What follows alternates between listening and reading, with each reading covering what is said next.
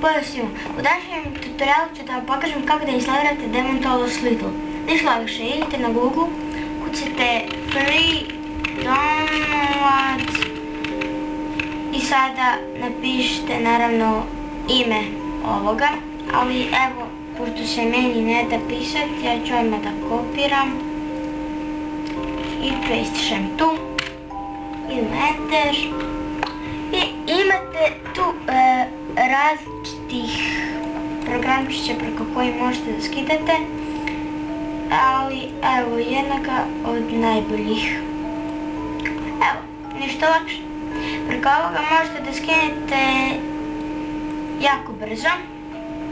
Gledajte, sad idete download, da će vam se pojaviti ikonica, vi kliknete na nju i onda jednostavno kada kliknete na nju pojavit će vam se ovako i vidite run, pa onda idete znate već kao kad skidate neke igrice, naprimjer kad skidate nešto, neku igricu, naprimjer idete next, next, next, next i finish na kraju.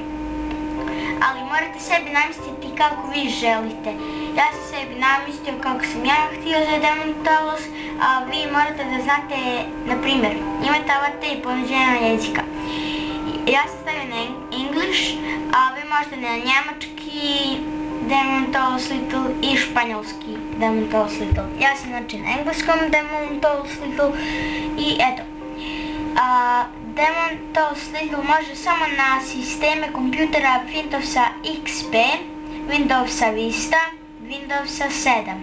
Ja naravno imam Windows XP pa mogu da skinem. Ali ne računa vam se to ako vi skinete sa interneta neki sistem, operativni sistem za kompjuter kako bi vam izgledalo ljepše, to nema veze sa tim. Vi morate da nađete, da pogledate ovdje dobro i da odaberete jedan od sistema da bi znali možda da ga skinete i tako.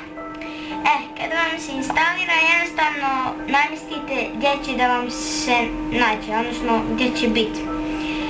I evo, meni je na desktopu. Idemo na Demontolos Little da vidite kako izgleda i da li radi.